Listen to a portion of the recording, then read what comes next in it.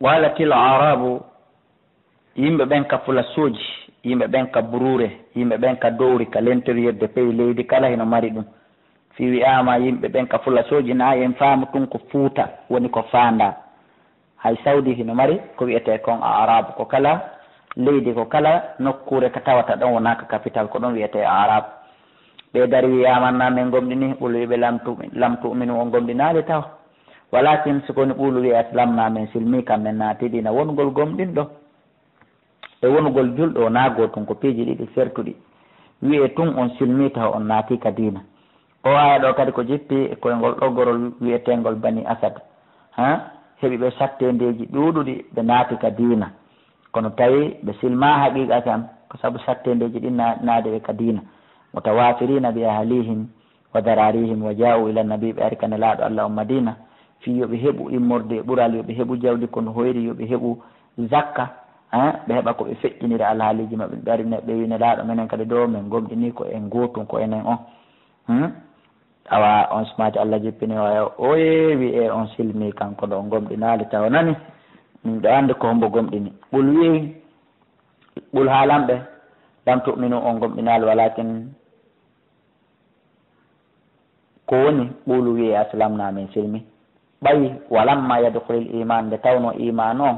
o naatali taw fi qulubikum ka ɓerɗe mon. iman on ari ha ka kundule mo on, ko ɗum waɗi si wi ɗon la ilaha illallahu muhammadu rasulullahi sallallahu alayhi wa sallam, kono iman on feƴƴal ka hunduko yehi ka ɓerɗe taw.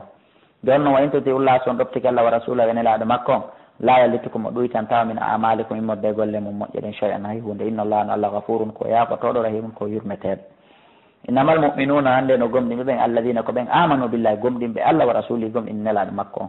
goo summa lam yartabu reftuɓe sikkitaki, wa jahadu ɓe tinnori ɓe amwalihim jawle maɓɓe ɗen wa anfusihim e wonkiji maɓɓe ɗin fi sabilillahi fi ɓantu ko lawdina Allah kam. ulaika ɓeɗo homo sadiquna ko ɓeɗon gonguɓe ɓen. ɓoli wi ato allimuna Allah, kere on faala andinde Allah bi dinikum dina mo, on faala wolande Allah dina kon ka ɓerɗe mon. wallahu ko Allah ya'lamu woni ko andi, woni anduɗo ma fi samawati kon konka kammuli wa ma fil ardi kon konka leydi. wallahu Allah bi kulli shay'in, kala hunde alimun ko anduɗo. yamunnuna alayka ɓeeno mantanoma an aslamu fi ɓe silmi. ulalamɓe la tamunnu alayya wataw mantanola islamakum silmande mon, bal ko woni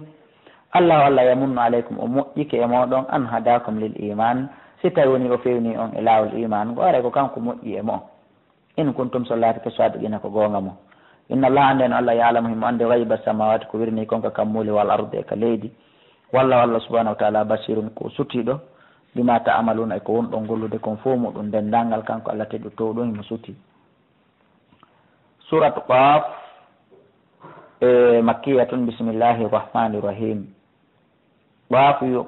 yuqalu huwa jabalun azimun, ɗum ko fello jano molanago huɓutugo aduna on, howgo aduna Allah on ha tulɓiti kelet. no qaf on hoyira noon ko noon fello ngon hoyira aduna on tumbi e nder kun toɓɓum kun qaf on hoyi ɗon kun woɓɓe go wi'iri noon aw isharatun ila qudratillah,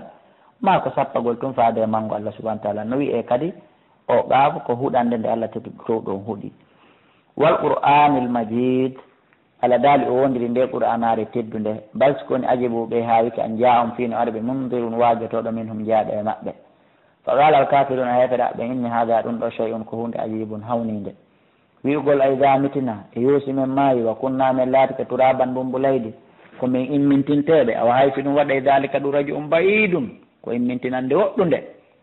ala daal kadi alimna gomɗi meɗen andi ma tan ɓusul ardu ko leydi ndin ɗuytata komin hum e maɓɓe. bimana Allah dal meɗen andi embre ko leydi ndin ñamata kon e maɓɓe, ko leydi ndi ñamata kon tebbeli maɓɓe ɗin e ƴiye maɓɓe ɗen, kala ko ndi ɗuytata e maɓɓe, kolle ko ndi ñaami e maɓɓe meɗen andi ɗum. ɗum fof muɗum heno windi ka lawhil mahfuz. wa indana heno ko amen ga kitabun, deftere hafizun hunjinde embre leyɓi maɓɓe ɗin, embre ƴiye maɓɓe ɗen, embre poids kilogramme ko ɓe pesata kon. bal koni kaddabu ɓe fenni tumbil haqqi gonga kallamma ja'ahum tumande ka ari ɓe fam kamɓe fi amrin ɗo ni e nder sikkitare marijin ha hiɓe yani e nder sikke ɗen. ɓe woni e nder sikkitagol ko ɗum woni fi gonga kan ha yani e nder sikke ɗen ay dalalin majjere o yuqalu multabisun bi mana sikkitagol. ɓe woni e nder majjere woɗɗitinde ɓe woni e sikkitagol ha yani e nder sikke ɗen ko ɗum amrin marijin. afalam yanzuru e ɓe yaali la sama e faade ɗi kammuli fawgam sengo dow maɓɓe kayfa banaynaha ko honno men mahiri ɗi wa zayyannaha men cuɗiri ɗi wa mala alanaɗi min furujin immorde ceeku wo ka ɓurdi ala ka fekki ala ɓey al ɗum wal arda e ndi leydi madadanaha men fontidi walgayna men feri fiha e mayri rawasiya penɗe pelle o ambatana min fuɗɗini fiha e mayri min kulle zawjin immorde kala noneji bahiji labaɗi ɓeyi ali ɗum tabsira tan ɗum ɗo ko tasa kuye yo wa zicra e waaju ɗi kulli abdin wonande kala jiyaɗo munibin tuubo rutto wa nazzalna men jippini min assamai min ittika sama ma andiya mubarakan hebbinaɗan barki fa ambatana men fuɗɗiniri bihi saabu majjan jannatin gesele wa habbal hasidi e gadde soñeteɗe won nakla e tamaroje baake ɓatin ɓantiɗe towɗe laha kal un nabeydun hiɗe mari dimɗe cinkodirɗe laha no waɗanɗe kanje tamaroje ɗen ko ɗum woni e kal un dimɗe nabeydun cinkodirɗe ɓe mana hara hino ɓattodiri ɓe yiyali ɗum ɓe faama wonde menen komin garamɓe komin wawɓe tagude ɓe gomɗinamen risqan ɗum ɗo fof ko arselil ibade wonande jiyaɓɓen hunde ɗo naafi ko Allah ittira koye o naafi ko malaikaɓe ɓen ittira koye waw hayna men wahayni wa ahyayna min wurnitiri bi sabuɗa ndiyam balde tan leydi may tan yorunondi no ndi leydi wurnitiri mi ndi yoori ndi hekkiɗi ndi wonti loope ɓaawa ko ndi yorunondi woni nduggu kadalika al khuruju ko ni kadi woni yaltugol moɗon ngol iwaka gaɓruji kadabat fenni gablam ko adiɓe ɗowmo nuhni yimɓe annabi nuhu ɓen ɓe fennino Allah subhanahu wa ta'ala wa ashabu rassi e yimɓe rassi ɓe ashabu rassi arrassu bi'run duna al-yamama wa hum qawmu shu'aibun kadabu shu'aiban ashabul aikati e ashabu rassi ɓe ɗo fof ko yimɓe annabi shu'aib alayhi salatu wassalam ɓe fenni annabi shu'aib wa samuda e samudankoɓe ɓen wa adun e adinkoɓe ɓen wa fir'aun e fir'auna wa ikhwanu lutin e musidɓe lutu ɓen wa ashabul aikati e ashabul aikati ɗum ɗo fof e muɗum hani ko yimɓe annabi shu'aib ɓen ko bimana al aika ko burure marde leɗɗe foore moƴƴa noon ko nde wiyete al aika wa qawmu tubba in e yimɓe tubba i ɓen en jangino fi oɗo nanen tubba e kana malikun hamir ko lanɗo boɗejo wa kana laati ismu inde makko nde ko asadu bun malkil karb koni woni inde makko nde wa kaniyatu in jammore makko nde mo mari jammore wiyetende ko woni abou karb wa summiya taba'an o wirama taba li kasrati taba'i sabu ɗuɗugol jokkuɓe ɓe wa kana rajulan musliman ko gorko julɗo wonawa annabajo de ko gorko julɗo donc oɗo hari ko waɗi ko o wajotono ɗo yimɓe makko ɓen ɓeɗo fof muɗum yeddino kullum ɓeɗo fof kaddaba rusula ɓe fennini laɓɓen fa haɓɓa jippi wa iɗi kamba an e maɓɓe joni noon afa ina e ronkinay men bil halqil awwali e ronkinno men tagu aranu ngu ronkinano men ko noon kadi woni ronkinta men tagu sakkitoru ngu bas koni humɓe fi labsin ɓe woni e nder sikkitare min halqin immorde tagu jadidin hesungu immintinede nden ɗum ɗon ɓe sikkitike ɗum ɗon ɓe hoolaki si ɗum feƴƴi Allah daali wala gad halaqna al insana gom ɗi men tagi neɗɗo o wona alam meɗen andi ma tuwaswisu bihi nafsuhu ko wonki makko kin soyin sinata kon nder ton o fokkita wadde ko moƴƴi wonki kin soyin sinamo taw waɗu meɗen andi saabu wonano agrabu ileyh ko minen ɓuurimo ɓadade kanko neɗɗo on kanko ɓiɗɗo adama o meɗen ɓuuri ɓadade mo e matuwa min hablil waridi immorde ɗaɓel makko dande ngol ɗaɓel makko rewgol ngol ka dande jolugol ngol yeehi meɗen ɓattimo ɓuurigol ɗaɓel makko ɗon iɗo yatalaqqal mutalaqqiyani tuma nde longinotoɓe ɓen ɗiɗo longinto ɗum woni malaikaɓe ɗiɗo winda ɓen golle makko moƴƴe ɗen e golle makko bonɗe ɗen ko ɓen ɗiɗo woni ko fanda ɗon tuma nde ɓe longinoto no haaligoy tuma nde ɓe windata tuma nde ɓe arestirata tuma nde ɓe filmata anil yamini ka sengo ñaamo makko o yano jooɗi ɗon windo moƴƴini wani simal e ka senga nano makko ɓawiɗon ɓe hino jooɗi mayal figu o neɗɗo o wowlata konngol sana ko yagal wo konngol ñoorewo konngol sama kalaw konngol benɗura yagal o wowlata min ɗawlin immorde konngol illa laday sonano jooɗi takko makko raqiibun windo atiɗum ƴewtotoɗo no wiye kadi raqibu e atiide hara ko ismu raqibun oɗo wiyeteɗo raqib atiide e oɗo wiyeteɗo atiide ko ɓeɗo ɗiɗo o yano jooɗori ka ñaam o yano jooɗori ka nano ko ɓeɗo windata golleji makko ɗin kanko neɗɗo o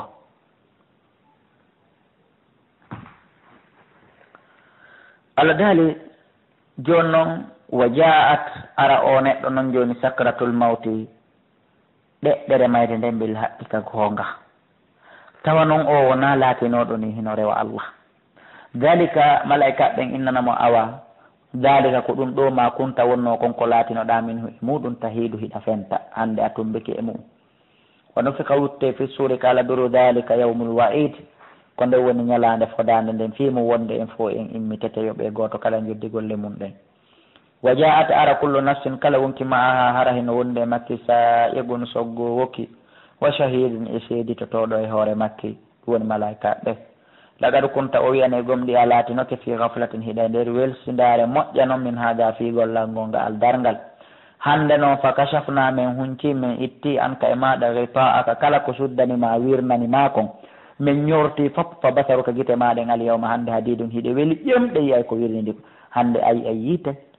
ayi ay aljanna ayi ay malaika ayi ay jinna tawi ɗum ɗo fof hino suddanima hande fof min ñorti guite maɗen yiyay ɗum no weliri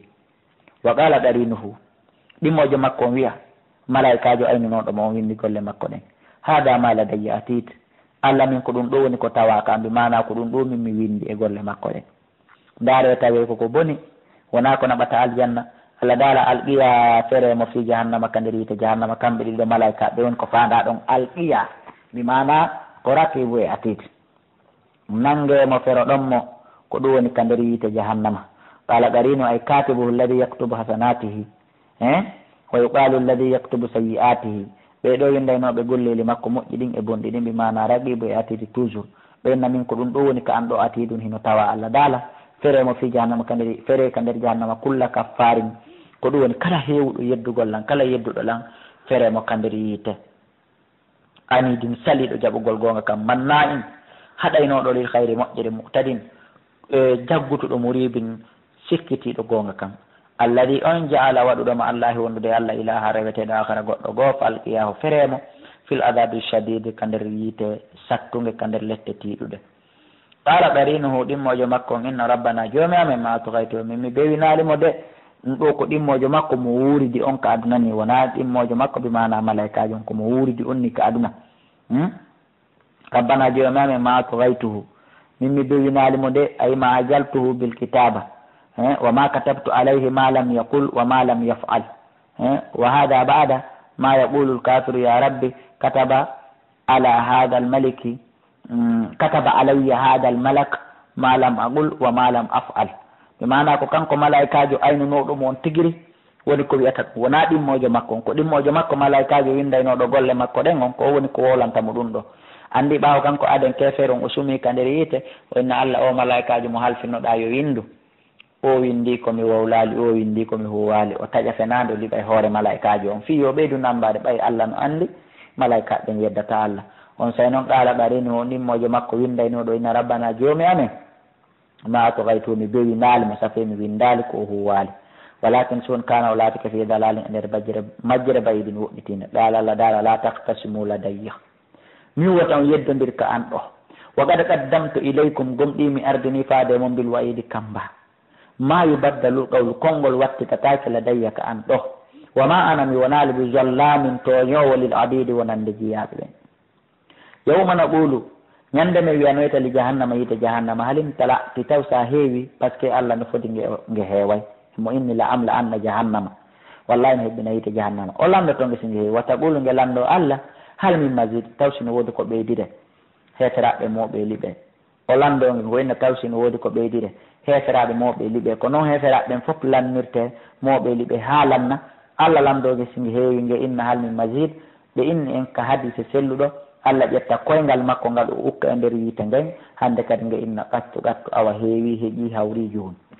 ko be nge wiya heewi madama kanko Allah huuɗi musidɓe julɓe reno ɗen o andi ɓay jag ko ɓe yiite jahannama heewa si en wattali yili si woni yeehi ha koye koyngal Allah ngal ukke nder ton fiyo nge heewu on andi haray ɗum ɗo holli marɗo bakkatungo kum fan ɗo heddaki si wona ɗum koyngal Allah ngal ukkatake no woni joguiɗo bakkatungo ko raɓɓiɗi o reno ɗen bakkatu wona manan ko nani bakkatu wona ko yoɓete pellet a accedetake e ɗi bakkatuji ma ɗo tawata Allah ko koyngal mum ngal ƴettata ukkata yiite fiyo nge heewu donc ndeno ɗum waɗe o tawa joguiɗo fili bakkatu woni lutta Allah subhanahu wa ta'ala on dala wa uzlifatil jannatu aljanna batteli banne lil muttaqina wonande huloɓe Allah ɓen wayra bayidin wuri harana ka woɗɗi ɓe seffata ha e hunde ko busugol tun ka dargal ka justement on waɗi ɗon tawna teppere nden naada ka nder aljanna ko aro ha hewta ɓanna escalier ji ɗin ɓe innani haala ko ɗum ɗo matu adunami ko foda ɗon kon le kulli awwabin kala hewnoɗo tubugo rutto kanne hafisu reninoɓe waɗgol piiji harmuɗi ɗin man khashiya arrahmana kala on hulɗo joni mum hulɗo Allah bil ghaibi ka wirni wa jaa o ardi ka ando bi qalbin munibin e ɓernde hisude e ko wiyete kon shirku Allah wiyana ɓe udkhulu ha naate ka aljanna bi salamin wondude ɓuttu dalika ande ñalande ɗo yawmul khuludi woni ñalande luttal lahum no wodane ɓe ma sha'una kala ko ɓe falete kon fiya ka nder aljanna et puis wala dayna hino ka amin ga kadi masidum ɓeydari koɓe ɓeydirante ɗum woni yi'ugol Allah ngol wa kam heewi ahlakana ko min halki qablam kadiɓe min qarnin immorde e guireɗi hum ko ɗin ɗon ashaddu min hum ɓuuri ɓe sattude bastushan doole fanaqabu ɓe jinduno fil biladi ka leydi hal min mahisin taw so ɓe heɓuno daɗirgal ɓay men nanguiriɓe lette ɗen ɓe heɓano ɓe waylitino ɓe luuki ha ɓe ronki ɓe maayi inna fi dalika ande woni e ɗum ɗo la dicra waaju liman kana lahu kala on mo laatani ɗum qalbum ɓernde waaji to tonde aw alqa sam'a ma o feri noppi makko ɗin o jenti wohuwa tawa kadi kanko shahidun himo ɗon mbimana haqqille makko ɗen no ɗon fewndo o jentoto walla kada halagana samawati gom ɗi men tagui kammuli ɗin wal arda e leydi ndin gom ɗi men tagui ɗiɗo ɗiɗi woma baynoma e konko woni hakkude majji men tagui ɗi fi sittati ayyamin mbimana e nder balɗe 6 Allah teguɗo to ɗon o daali men tagui leydi ndin e kammu ngu fi sittati ayyamin mbimana e nder balɗe 6 min ayyami awwali duniya immorde e arande ñallal ngal e ñalɗe aduna ɗi mbimana ila e alat ha e juma kono noon ñallal gotal kala hino fota e duuɓi wulure aduna ɗi konteten ɗo ko ɗum woni ko fanda ɗon min ayyami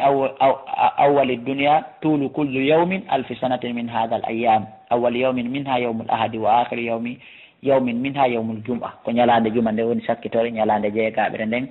asewe Allah subhanahu wa ta'ala fowti nde ñande o gollali Allah daali kono e nder komin tagui ɗum kon balɗe 6 fi hande wiyete joni o fowti e asewe ɓa o gayni Allah daali hande sikketen awa hari o lunki woni o tampi woni Allah daali no wo mama sana memanomi min logobini morde e tampire o fasbir muño alama yaquluna e dow ko ɓen wolde ɗo komo sabbi subbuinoɗa bi hamdi rabbika etta joni ma qabla tulu ishamsi ko adi nangue fuɗude o qabla al ghurubi e ko adi ngue mutude ɗum woni fana e alansara e subaka e alansara wa min allah ile immorde e jemma on kadi fa sabbi subbu hino ɗamo wadbara sujudi e ka batte koode ɗen mbimana ɓawo koode ɗen mutoyi ka ɓawti koode ɗen ka battane koode ɗen wastami kentoɗa moƴƴa yawma yunadi munadi ñande noddowo noddoyta ko fanda ɗo on tigui ñento ñande noddowo noddoyta ko noddandu asrafil ko wuttoyta konni mana nawa saray ko ya accudu kala ko jokkiɗa jooɗoɗa tuɗa noppi maɗa ɗin alegol ko ya gollu golle moƴƴe golle ho jentiɗo noddandu ndun ko gollata kon wowla konnguɗi jentiɗo noddandu ndun ko wolata ko mbimana golla golle moƴƴe wowla konnguɗi moƴƴi ko hooliɗo ñande go o noddete o noto e yeeso Allah ko o wolata kon ko ɗum woni ko fanda ɗo immorde e noddandu min makkani immorde e nokkure qaribin ɓattinde ko fanda qaribin ɓattinde ko ɓa goto kala nanira e hito wuttando asrafil ndu wasi ko kamɓe ɗiɗo darudi ko ɗum woni ko fanda yawma yasmauna soyhata ñande ɓe nanoyi ha cangombil haqqika gonga e faame dalika nden ñalande yawmul khuruji woni yaltogol iwaka gabruji nano minen nahno kominen tigui no yi woni ko wurnata o no miitu kominen ko warata ɓayleyna ko faade kamen almasir woni ruttorde nden yawma tashaqqaqul ardu ñande leydi ndin seekoy to anhum e gaye mabɓe sira an e seekagol dalika ɗum ɗon hashrun ko muɓuturu alayna ka amen gaya siru newindu weɗndu fu ndu mettanamen fi ñahan kominen alamu ɓuuri andude bima yaquluna ko ɓen wolde kon fama antan a wonale alayhim e dow maɓɓe e bi jabbari ndun darankejo fadakkir wajir bil qur'ani nde ɗo qur'anare man yakhafu kala hulowo wa'idi kamba an on Allah subhanahu wa ta'ala waɗen huloɓe kamba makkon kanko Allah suratu dhariyati makkiyatun bismillahi rahmani rahim waddariyate ko wondoje ni Allah daali o wondiri nduɗo hendu wifaydu darwan e wifugol falhamilati o wondiri ɓeɗo malaikaɓe rondiɓe duule ɗen wiwe Quran e toɓoyil teddudil ko woni nder ton kon fal jariyati o wondiri ko ɗum woni ɓeɗo malaikaɓe doginayɓe yamirore makko nden kanko Allah yusran hino newri doginayɓe batoje ɗen wal jariyati o wondiri ko ɗum woni fal jariyati o wondiri ɗeɗo batoje dogayɗe ɗeɗo laaɗe dogayɗe ka nder ndiyam yusran no newri fal mo gassimati o wondiri ɓeɗo malaikaɓe sendayɓe arsikaji ɗin bimana Jibril e Mikail e Israfil e malakal mawto o wondiri ɓeɗo malaikaɓe amran e fiyake makko kanko Allah e yamirore makko kanko Allah o wondiri ɓeɗo malaikaɓe sendayɓe piiji duwaɗi sendede ɗin e yamirore makko ayyuqsimuna baynal ibadi hiɓe senda hakkude jiyaɓe Allah ɓen aqsama bi haula'i ashiyan ɓe sendana ɓeɗo piiji ɓe sendana ɓeɗo piiji Allah daali wondoje tati ɗe wondi ɗo ɗen ko honɗum innama tu aduna wallahi ande ko foɗa ɗon kon la soide gun ko gonga nani ko gonga ko ɗum woni dargal wa inna dina ande no ñalande joddi kuuɗe na ñalande dina dewi o ton hara holli ko marɗo dina tu yoɓete ñalande joddi kuuɗe la waaɓi wallahi ko nde yanayde ay legoy la ka'inum ko nde laatotonde Allah daali wassama e wondiri asama on datel hubuki jomiraɗo curki jomiraɗo cuddiwil o wondiri ɗum datel hasan no wiye kadi datel hubuki jomiraɗo laawi no wiye kadi datel hubuki jomiraɗo ngari ɗum ɗon fo muɗum hino wiye o wondiri oɗo asama datel hubuki jomiraɗo curki datel hubuki jomiraɗo laawi nangen e laawi koode ɗen e laawi lewru ndu datel hubuki jomiraɗo ngari fof ko firɗa wonno selli innakum no ono tagore nden lafi qawlin mukhtalifin on woni e konngol luutondirgol on fotta e gotol hiɗo luutodiri woɓɓe no gomɗini woɓɓe no yeddi kono yufaku riwete pottintine anhu e gomɗingol qur'anare nden man ufika on riwaɗo pottintina yiltete itte few e famugol gonga kan kala yilaɗo o itta walido bonil mukhira en aba jahali en ubayya bun khalafi en umayyata bun khalafi en e ko nanditata e ɓeɗo e ko nanditata e ɓeɗo utila huɗama alkharrasuna ɓe fenoɓe ɓe hottotoɓe fena Allah subhanahu wa ta'ala o daali ɓeɗo ɓe huɗama alladina ɓen humɓe kañum fi ghamratin hiɓe nder siwrere maɓɓe hanɗere maɓɓe sahuna hiɓe welsidi fi dargal yasaluna hiɓe lando ayyana yawmuddin koyne tuman ñalande dargal ha lamɓe yawma hum nden ñalande maɓɓe alannari a tawa hiɓe kahore yite yuftanuna hiɓe fitine koɓe hawjiri nden hara ɓe wiyani duuɓu dekke fitnatakum fitina mo hada alladi ko oɗo woni o kuntum mo laatino ɗon bihi muɗum tasta ajiluna hiɗon hawjira ka ɗum innal muttaqina nden huloɓe Allah ɓen fi jannatin ɓe wona e nder aljannaji o yunine candi akhidina koɓe nangoɓe koɓe hettoɓe koɓe ƴettoɓe ma atahum rabbuhum ko joni maɓɓe jonniɓe ton kon e joddiji innam no kamɓe kanoɓe laatiki ko waɗi ɗum qabla dalika ko adi ñalande dargal musinin hay koɓe moƴƴinɓe golle woni moƴƴinoɓe kanoɓe laatinoke hino ɗo noon ko wiyete ko moƴƴinkol kanoɓe laatinoke no jeeya gikkuji maɓɓe moƴƴiɗin laatiɓe laatinoke dalilan hino fan ko gongel ni min allayli immorde jemma on ma yaha ja'un wonno ko ɓe walloto kon ɓe ɗano jakay andi ko ɗum ɗo woni go'o e moƴƴingol ko naadata aljanna waalugol juulugol jemma waalugol janngugol jemma no fanɗi e jemma on ko ɓe waloto ɓe ɗano en faami ka go'o wa bil ashari bimbi on peeto kadi hum kamɓe yastahfirun hiɓe insino hiɓe waɗa adkar hiɓe juula ɗiɗi wa fi amwalihim hino ka nder jawle maɓɓe kadi haqqun geɓal andangal lissa'ili wonande toroftoɓe ɓen wal mahrumi e hurminiɓe e toragol ɓen wonde ko kamɓe jeeyi ɗum ɗo donc ko ɗum ɗon jikkuji maɓɓe ni si ɗum feƴƴi wa fil ardi hino ka leydi ayatun mandeji mawlanaɗi lil muqinina wonande holotoɓe wa fi anfusikum mandeji ɗin hino e hoore mon onon tigui son taskiki e wonkeji mon ɗin tigui on yeey mande hollude goto yagal Allah ngal e mbawdi Allah ndi afala tubsiruna ono on ala yiide ɗi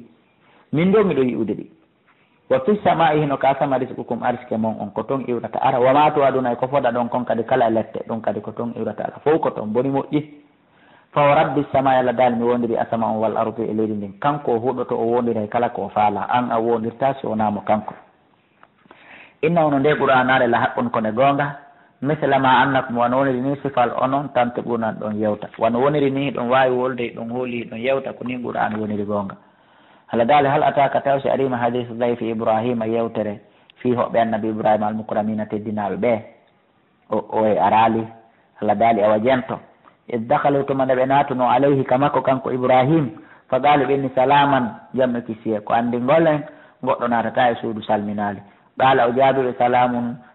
جمع كسيه مودون أنهم كذي كامني بمنكرون فايتني بكو عندي نقول إمو سالمينيما سيران الإسلام أن كذي كو ياروتو إما كبوري مما أو يرمو أمبته هنا با أطولني بأويرني بفراغة ونهتني ويهي وأوني ويهي إلى أهل فادك بينكم مكونة فجاء وبرنو يؤدي بيجي الغاري سميني فايني مولا نادي يؤدي wandi ngol en goɗɗo koye teddinir hoɓɓe mum saabu hirsangol ɓe e ɓandal ngol ɓe ñameteji tedduɗi wona wardugol ɓe haala wil tun e hollugol ɓe guddan e hollugol ɓe no fesa minen hikka ko rema ko moƴƴali minen hikka ngeygu mum ala wonu wa'a hara nayi on tigi naato e hollugol ɗum hoɓɓe makko ɓen ɗum defa sa'a ɓanna fagarrabo ilayhim o ɓanni ɗum takko maɓɓe kono ko malaika ɓe ñamata ala wiɓe ala takuluna e on ñamata ɓe ñamali fawjasa o huli min hum e maɓɓe o suuɗi e maɓɓe khifatan kulol o su'i kulol seeɗa e maɓɓe o suuɗi ɓe wiɓe andi o huli qalɓe ni la takhafta hul ɓe haalanimo noon mission maɓɓe ko addi ɓe taw ɓe adoranimo ɓay ɓe yii o hettini fi hoɓɓe ɓen wa basharuhu ɓe weltinirimo taw ɓe gulamin o heɓay ɓiɗɗo alimin gando noon kadi wona ɓiɗɗo ɗum woni ismail sago balaki fewtiti imratu ɓeygo makko fi sorratin ko ɗum woni e nder hentinagol yeeso e nder weltare fi sorratin e nder weltare mana e nder sonkugol mo sonka ko nano wasare ko sonkugol wasere needi o woni ɗon mana ko saabu hunde nde o nani nde ha ka weli moɗon ha ka hawni moɗon ko ɗum ko faaya ɗum fi sorratin mana fi sahihatin e wawalulatin e nder hedtinagol yeeso fa sakkat wajahi mo tappi yeeso makko ngo himo tappito ba mana mo bantito legol